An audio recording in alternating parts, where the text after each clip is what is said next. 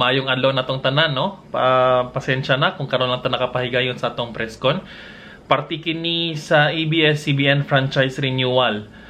Kani nga presscon, giawag nako ang publiko nga mulikay na ta ani nga issue. Mao kini ang mga rason, palawig na lang ko og takedown. Una, ayaw mo paghatag og negatibo nga komento kung naamoy higala nga empleyado nga gatrabaho sa kumpanya. Ma-hurt ninyo ang ilang feelings.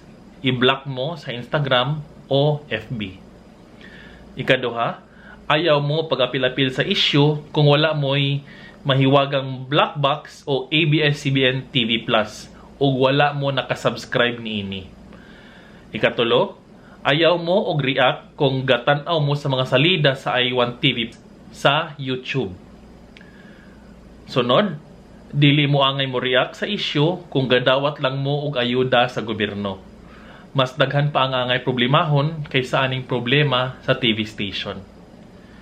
Ikalima, dili na mag-comment sa issue kung wala pa mo nakabayad sa TV o sa kuryente. Ikaunom, dili na mo react kung ang inyong grado sa English comprehension kaniadto sa eskwelahan below 90%. Dili ninyo kaya makipagdebate sa mga supporter sa dako nga TV station kung gamitan mo og lawom nga English. Basin maora ang dahilan kung mawad-an mo og gana sa kinabuhi og ma-depress.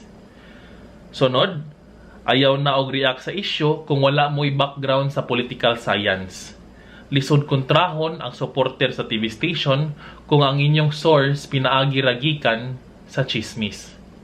O para sa mga artista nga kusog mo react, ayaw og react sa issue kung nahibaw-an nimo nga batas is about ra sa batas sa classroom.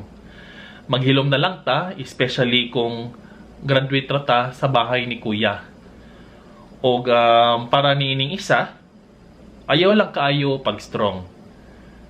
Kabalo ang publiko nga wala pa ka naglisod.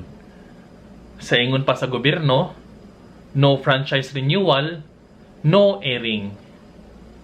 Pulis ka pa naman.